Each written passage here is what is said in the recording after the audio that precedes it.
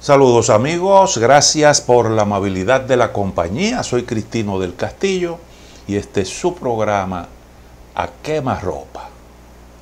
Actualmente se discute una tregua en Gaza. Estados Unidos, conjuntamente con los países europeos, han concebido una propuesta que le han sometido al grupo Hamas, cuyo liderazgo actualmente está ponderando. Y se habla de la posibilidad de unas conversaciones en Egipto en las próximas horas, si no es que eso se ha iniciado. Estados Unidos y sus aliados tienen, según se ha dicho, una propuesta para la solución del problema en sus raíces. Yo quiero dedicarle un poquito de tiempo a esto, pero antes de echarle un vistazo a esa propuesta y calcular sus posibilidades, me gustaría un poco pasarle balance a lo que es el contexto actual de esa región de Oriente Medio. Es importante para entonces usted ver la posibilidad real de que eso que se está concibiendo, de que eso que se ha concebido y que se va a discutir, realmente pueda cuajar. Lo primero que hay que decir es que Israel inició un operativo en la Franja de Gaza luego de que el grupo Hamas protagonizara unos ataques bestiales en su contra el día 7 de octubre. Durante esos ataques perdieron la vida unos 1.200 israelíes. Y eso consternó al mundo entero, que condenó por abrumadora mayoría ese ataque del grupo Hamas. Entonces, a partir de ahí, luego de esa fecha, ya se van a cumplir próximamente unos 4 meses, Israel inició esa operación militar de alta intensidad en la Franja de Gaza. Las hostilidades se han extendido al territorio de otros países.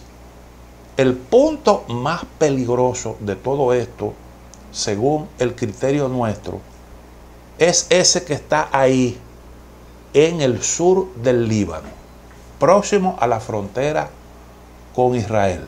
Hay una situación ahí de mucha tensión desde que se inició el conflicto en Gaza. Ha habido intercambios de misiles, intercambios de golpes entre Hezbollah, que tiene presencia ahí en esa zona, e Israel.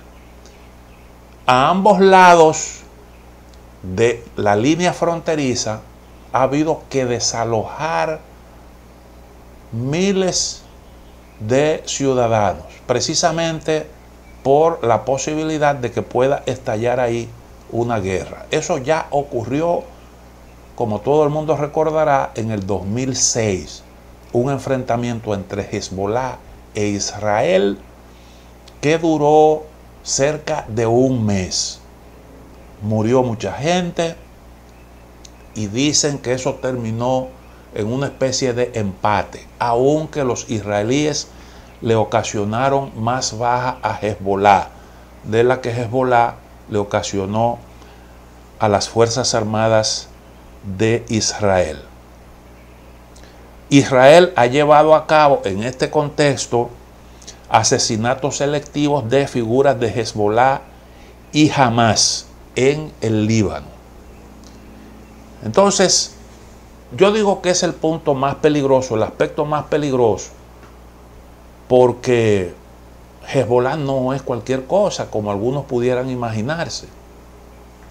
Un grupo guerrillero dispuesto a cometer actos terroristas. Hezbollah es realmente un ejército.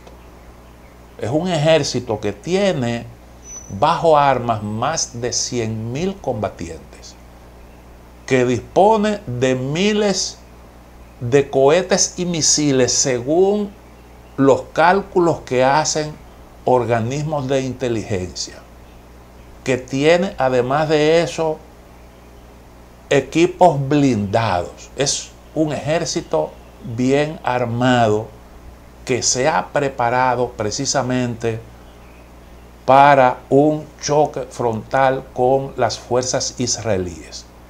Recordamos que Israel es un ejército realmente poderoso, que cuenta con una aviación poderosa,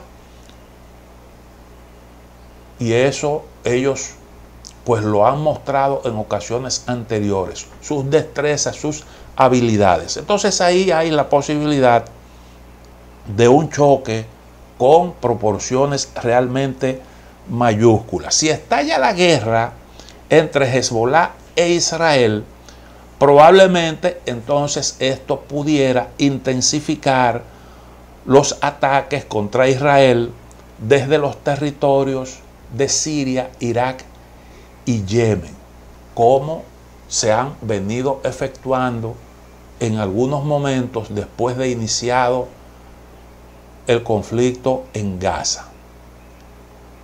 Recordar que Irak tiene milicias tanto en el territorio de Irán como en el territorio de Irak. ¿Cómo se creó esto? Bueno, se creó en la coyuntura después de la irrupción en el escenario de Oriente Medio, ahí en los territorios de Irak y Siria, del denominado Estado Islámico. Un ejército poderoso que tenía el control de un territorio tan grande como el estado de la Florida en Estados Unidos. Y entonces, en el combate de ese grupo terrorista, intervinieron varios países, uno de ellos Irán.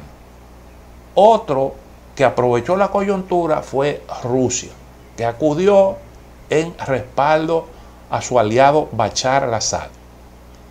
En el territorio sirio, Rusia tenía su única base militar fuera del territorio en aquel momento.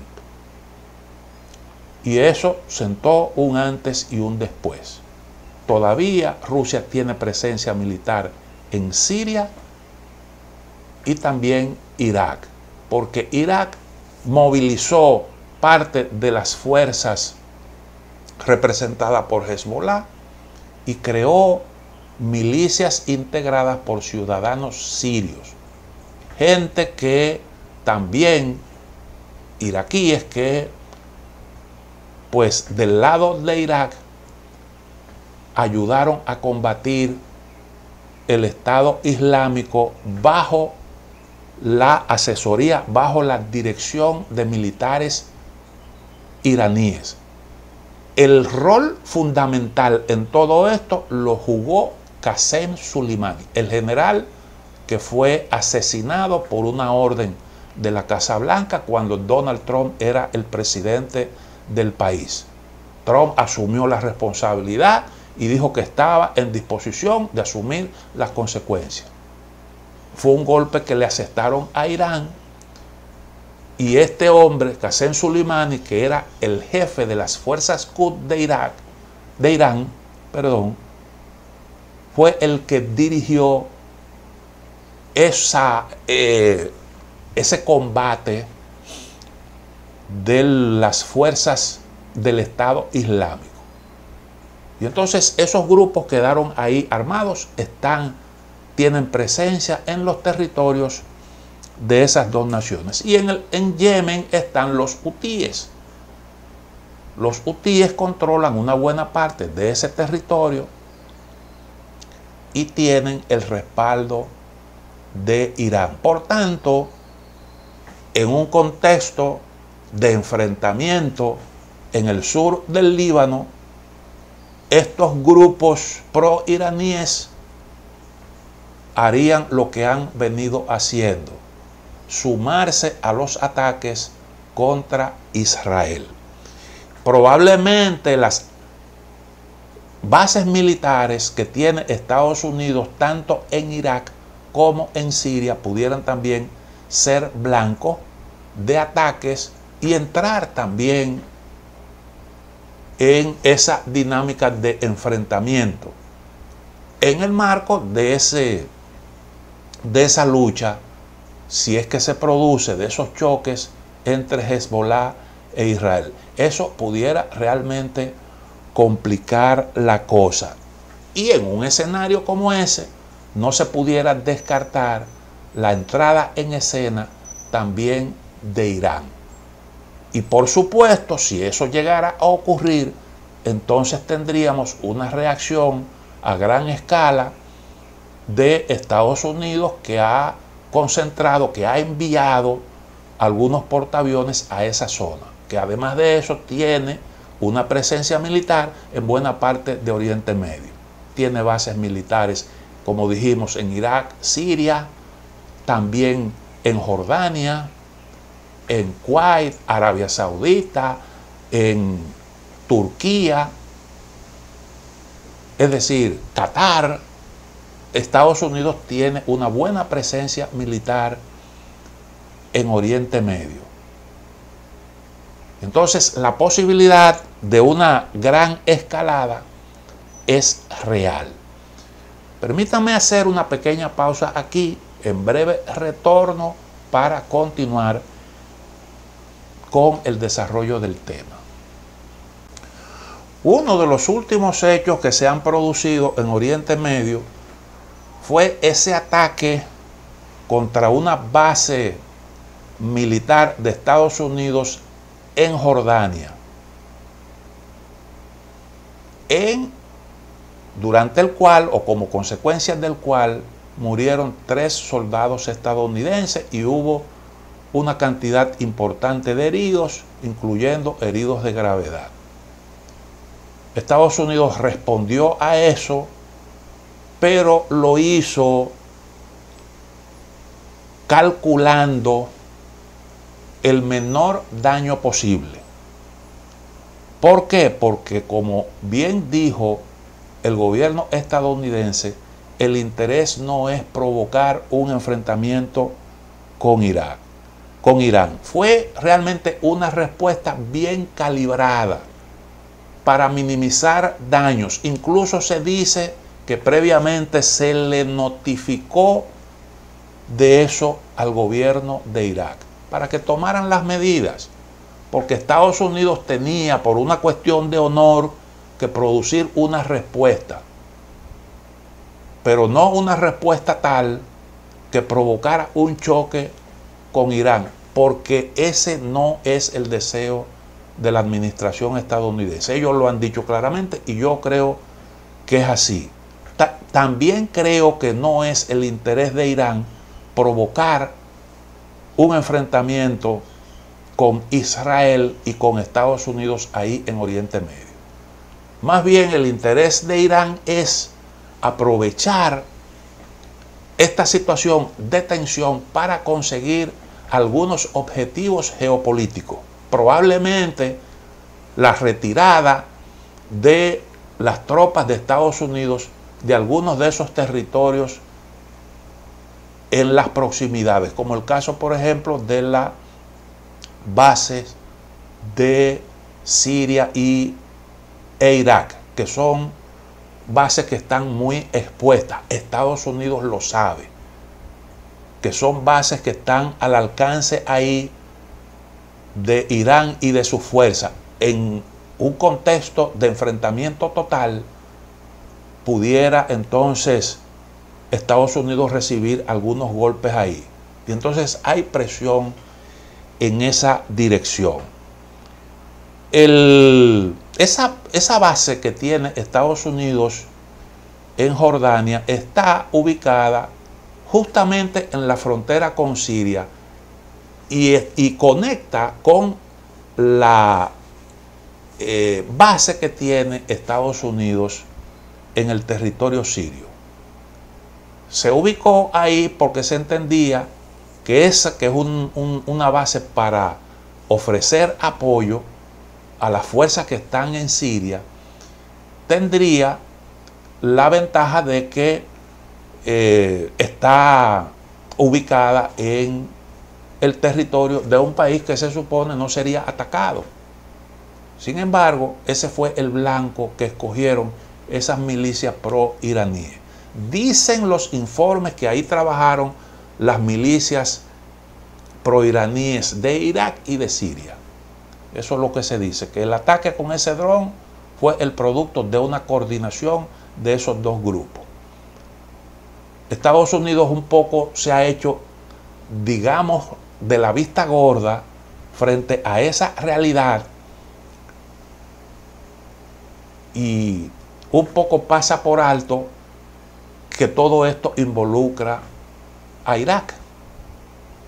Pero eso realmente no puede sorprender a nadie. Esa es la base que le llaman Torre 22. Ahí hay unos 300, 350 efectivos de Estados Unidos. El grueso de las tropas están en el territorio de Siria. Entonces, en un enfrentamiento, decíamos, en un escenario de enfrentamiento entre Israel y Hezbollah, se intensificarían los ataques desde Siria, Irak y Yemen. Estados Unidos podría involucrarse y esto a su vez podría también arrastrar a Irán. No se puede olvidar que Rusia tiene presencia militar en Siria. Es importante recordar que esa respuesta que produjo Estados Unidos a ese ataque que sufrió en Jordania es la típica respuesta de aquel que sabe que sufrió un golpe y que no le conviene arriesgarse a devolver contundentemente el golpe sufrido por razones de conveniencia. Fue lo que hizo, lo mismo lo hizo Irán cuando asesinaron en Bagdad al jefe de sus fuerzas Quds, el señor Soleimani. Prometió que iba a haber una respuesta contundente, realizaron un ataque y, según se dice, previamente los iraníes anunciaron que eso se iba a producir justamente para evitar una confrontación. Pero tenía que hacerlo para, como se dice, salvar el honor y también darle la satisfacción a su propio pueblo de que el país respondía a lo que había sido un golpe muy duro, el asesinato de un prestigioso jefe militar. Entonces, ¿qué puede ocurrir en lo adelante? Es una pregunta importante que hay que formularse. Dijimos que actualmente se negocia un alto al fuego de 6 semanas, un mes y medio. Durante ese alto al fuego se producirían intercambios de prisioneros palestinos por secuestrados israelíes. Unos 300, 200 o 300 prisioneros palestinos por 30 o 40 secuestrados israelíes. Jamás habla de un alto el fuego total, mientras que Israel habla de una pausa en los combates. Israel entiende que es inaceptable detener la operación en Gaza para destruir Hamás. Y el alto al fuego entonces permitiría la entrada de ayuda humanitaria.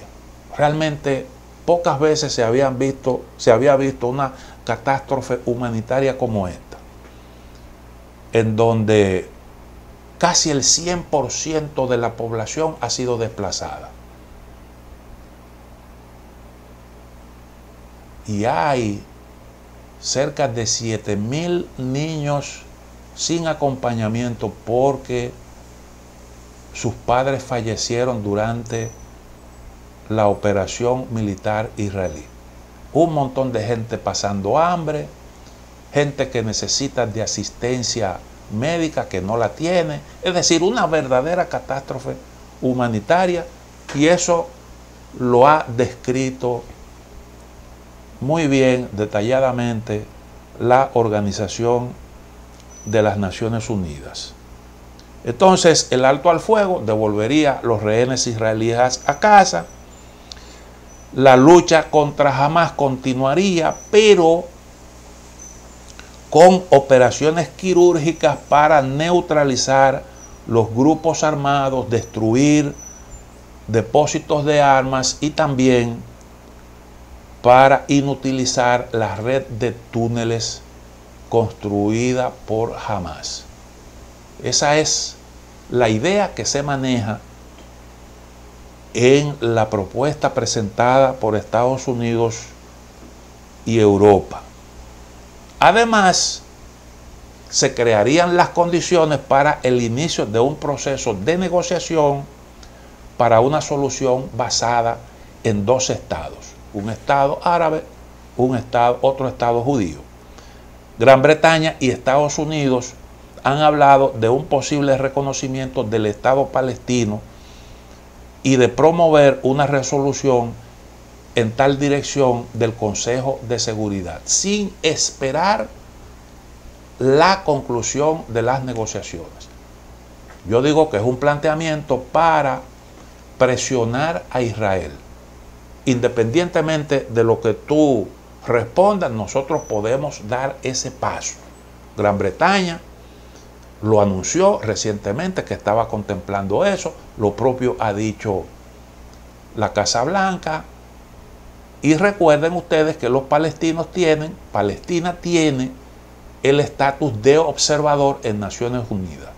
Si se somete una consideración, una resolución para la creación del Estado palestino, puede pasar si no hay un veto de los aliados de Israel en el Consejo de Seguridad. Entonces, los palestinos serían miembros plenos de Naciones Unidas.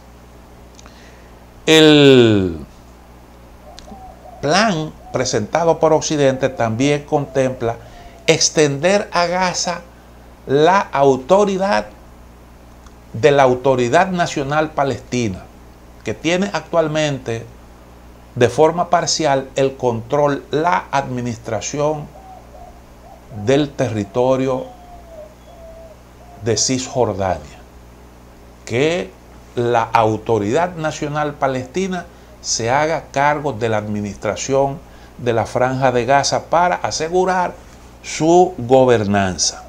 Y una coalición de países árabes se haría cargo de la seguridad en la franja. Eso es, en sentido general, lo que se contempla. Entonces, todo esto crearía ya las condiciones para el inicio formal de las conversaciones para el reconocimiento de un Estado palestino. Y concomitantemente, entonces se produciría el inicio de un diálogo entre los países árabes e Israel con miras a la normalización de sus relaciones, que era algo que se venía discutiendo antes del ataque de Hamás. Permítanme hacer una pequeña pausa. Cuando retorne, veremos cuáles son los obstáculos para la materialización de este plan de paz. La materialización del plan que esbocé en el segmento anterior sería muy conveniente para aislar a Irán, porque Irán se ha beneficiado del enrarecimiento del ambiente en toda la región. Eso le da capacidad para procurar algunos objetivos estratégicos que ha perseguido este país durante un buen tiempo. Y al mismo tiempo, eso sería altamente beneficioso en términos políticos para Joe Biden, porque el conflicto en Oriente Medio le ha enrarecido el ambiente en Estados Unidos al presidente Biden de cara a las próximas elecciones, que son elecciones importantes para Estados Unidos y para el mundo. Y un plan de este tipo, su materialización, le daría un buen empuje a Joe Biden, que ha tenido duras críticas, que ha tenido que enfrentar duras críticas de los estadounidenses de ascendencia árabe, sobre todo esos que están ahí, que tienen una presencia importante en el estado de Michigan.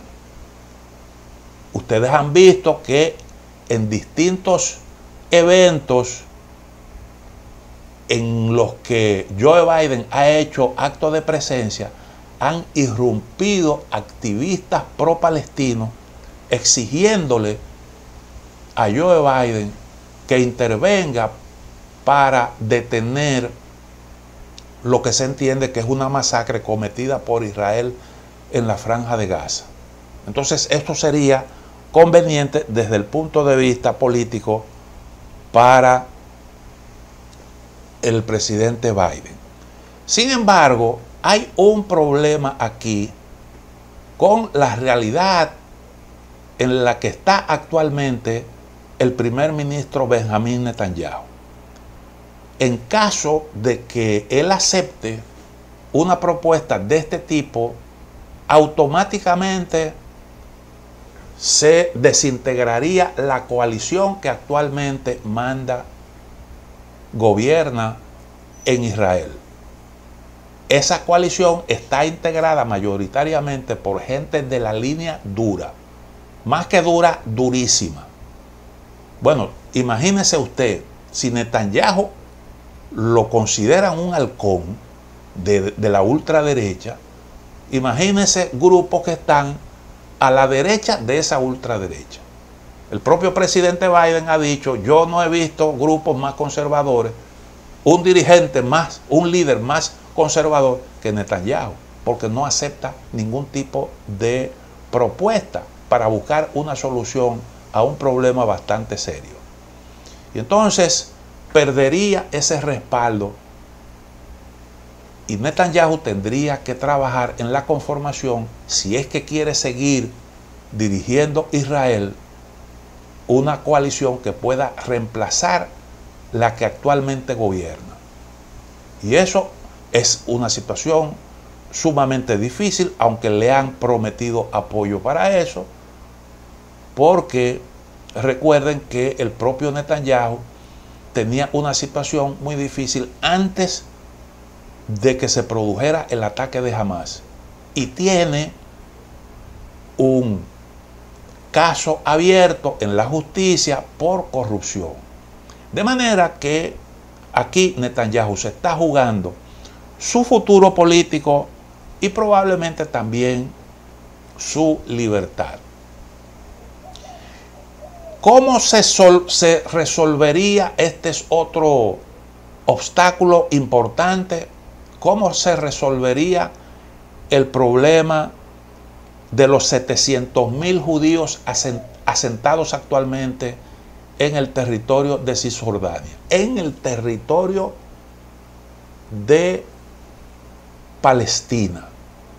Estamos hablando de gente que tiene su hogar en esos territorios, su vivienda, y que tienen su modus vivendi ya ahí en territorio ajeno. Algunos ya tienen un buen tiempo habitando en la Cisjordania, con el respaldo del gobierno israelí, naturalmente. No es cualquier cosa, estamos hablando de 700.000 colonos.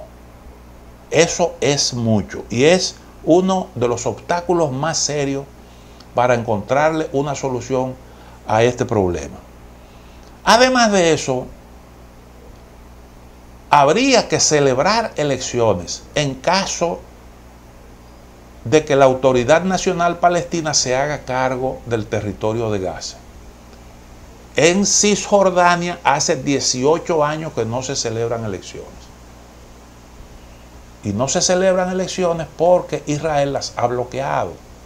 Y las ha bloqueado, entre otras cosas, porque no quiere permitir que la población de Jerusalén Este participe de un eventual proceso electoral. Pero además de eso, habría que preguntarse cuáles pudieran ser los resultados de unas elecciones organizadas cuando se ha cometido una masacre del tamaño de esa que hoy está cometiendo Israel contra los palestinos. Es una situación sumamente complicada. ¿Cuáles pudieran ser los resultados de esas elecciones? Y lo que no es menos importante, si Israel estaría en disposición de abandonar Cisjordania y de poner en manos palestinas lo que tiene que ver con la seguridad. Porque hay que recordar que si bien los israelíes no han tenido una presencia en Gaza, sí la han tenido en Cisjordania. Cisjordania, como consecuencia de los acuerdos aquellos de los años 90, quedó dividida en varios sectores. Uno de esos sectores abarca el 60% del territorio de Cisjordania. Y allí, en ese 60%, Israel tiene bajo su control todo lo que tiene que ver con la seguridad. En el resto de Cisjordania, la labor, la tarea de asegurar, de garantizar la seguridad, corre por cuenta tanto de la Autoridad Nacional Palestina como de Israel. Si se declara un Estado independiente, soberano, entonces Israel tendría que abandonar Cisjordania. Lo que tiene que ver con la seguridad, entonces quedaría en manos de los palestinos. A lo mejor, esa coalición que se contempla crear para asegurar la Franja de Gaza pudiera entonces trabajar conjuntamente con la Autoridad Nacional Palestina. Pero de lo que se habla es de una Autoridad Nacional Palestina reformada. Pero, ¿cuál sería, qué rostro tendría esa Autoridad Nacional Palestina que pudiera darle a Israel la confianza necesaria? ¿Y cómo realmente se reaccionaría el propio pueblo de Israel frente a esto, tomando en consideración que hoy en día las encuestas reflejan que la operación que lleva a cabo Netanyahu en Gaza tiene el respaldo de la inmensa mayoría de los israelíes, que no respaldan la solución de dos estados? ¿Cómo eso se manejaría? Es también otra incógnita. Bueno, pues hay otro escenario que lamentablemente es el más probable, que tiene mucho riesgo, y es aquel en el que la situación se mantiene como va, aunque pueda ir perdiendo intensidad con el paso del tiempo. Después de una pequeña pausa, entonces nos detendremos a ver ese segundo escenario. Volvemos en un momento. Decíamos que el escenario más probable es el de la continuación de la operación militar de Israel en la Franja de Gaza, una operación de alta intensidad, y que entonces vaya perdiendo fuelle la misma con el paso del tiempo, en la medida en que Israel vea que va acercándose al cumplimiento de sus metas y también como consecuencia de la presión internacional. En un contexto como este, es esperable cierta tensión en las relaciones entre Israel y sus aliados occidentales. Porque lo cierto es que Israel en esto ha arrastrado a todo Occidente. Esa es la realidad. Aunque Occidente ha tratado de morigerar la actuación de Israel, ha estado insistiendo en la propuesta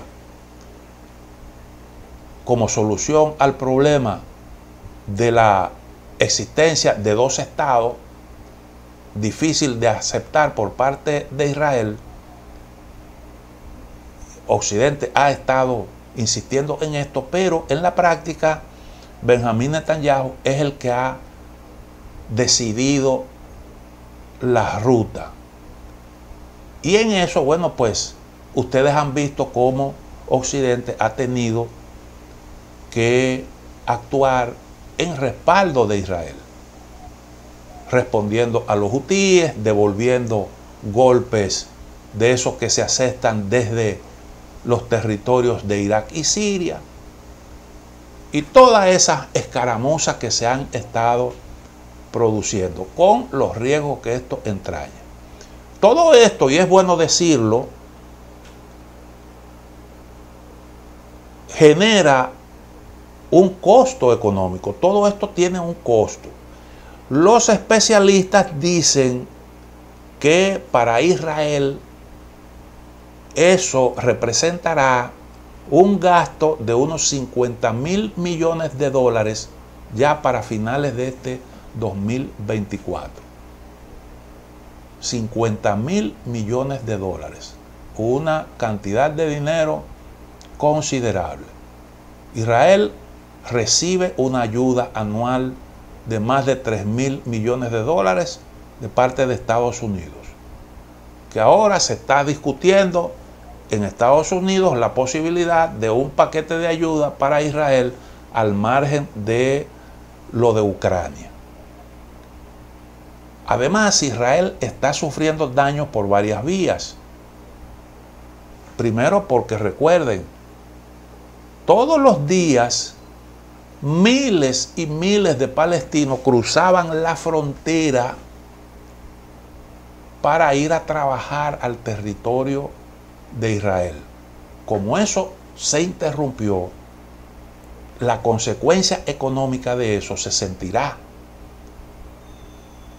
De hecho se está sintiendo, porque además una buena parte de los soldados que están tomando parte en estos combates son gente de la reserva que tenían su trabajo y que han tenido que abandonarlos para ponerse al servicio del ejército de Israel, y eso también representa un costo adicional.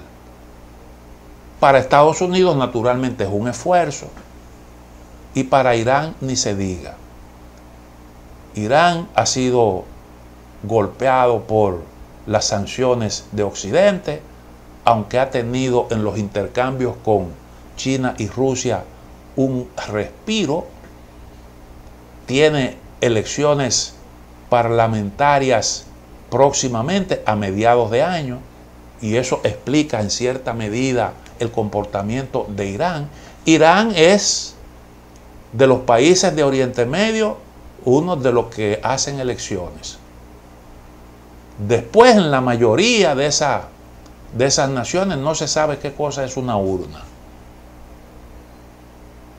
Y esa es una realidad. Entonces, es probable que vencido el plazo, si se acuerda la tregua, que puede que ocurra eso, entonces poco después se reanudarían las operaciones, los esfuerzos militares de Israel para controlar Hamás. Hamás está destruido, según dicen los especialistas, en más de un 70%.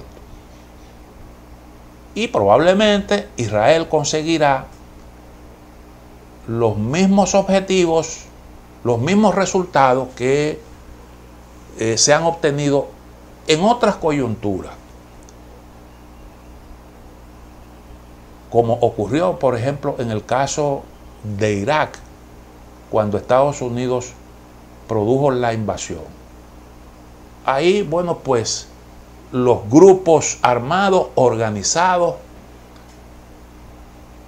perderían el mando, que quedaría desarticulado, quedarían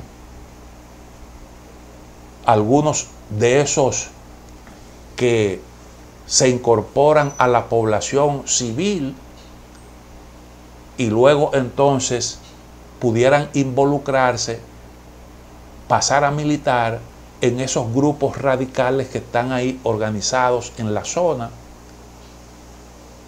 lo que significa que en el largo plazo usted pudiera ver el resurgimiento, si no de Hamás como tal, de algún otro grupo radical. Porque mientras exista el conflicto, siempre habrá resistencia. Y entonces, este pudiera ser el derrotero de eso que hoy estamos presenciando, con la posibilidad de que en los momentos que se están viviendo de grandes tensiones, cualquier chispita pudiera crear un conflicto de colosales proporciones, una guerra total en Oriente Medio. Ese es un escenario que no se pudiera descartar. Entonces, pues lógicamente esto alejaría la posibilidad de un entendimiento entre los árabes y los israelíes. Ese es un objetivo clave para Estados Unidos y Europa. ¿Por qué? Bueno, porque lo que ahora mismo se quiere hacer es que emerja como consecuencia de este conflicto un Oriente Medio renovado, un Oriente Medio reestructurado, con una influencia mínima de Irán, lo que se podría conseguir con la normalización de las relaciones de los países árabes, con la reducción a su mínima expresión de Hamás y con el impulso de ese proyecto que se ha concebido para unir India, los países árabes, Israel y Europa. Un proyecto multimillonario que generaría nexos económicos, interdependencias y que se concibe como algo alternativo al proyecto chino de la Franja y la Ruta.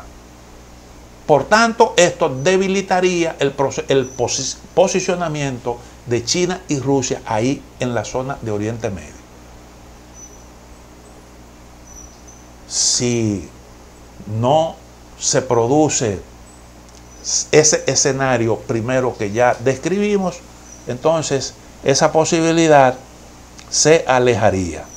Recordemos que China logró juntar a los árabes, de juntar específicamente a Arabia Saudita con Irán. Algo impensable en unos años atrás.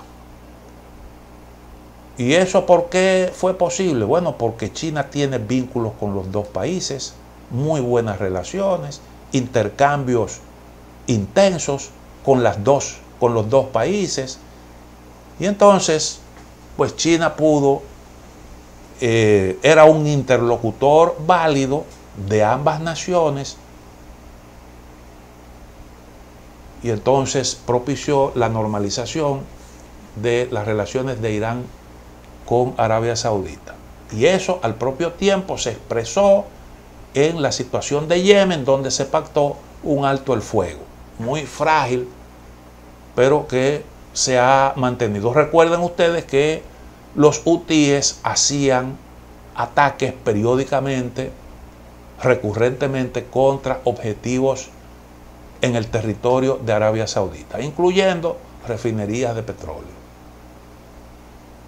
Entonces, la idea es que las relaciones entre los países árabes puedan normalizarse. Y para esto es clave la posición de Arabia Saudita, que tiene el liderazgo de todos esos países árabes de la zona. Entonces, en un escenario de este tipo, de entendimiento, bueno, pues Irán quedaría aislado.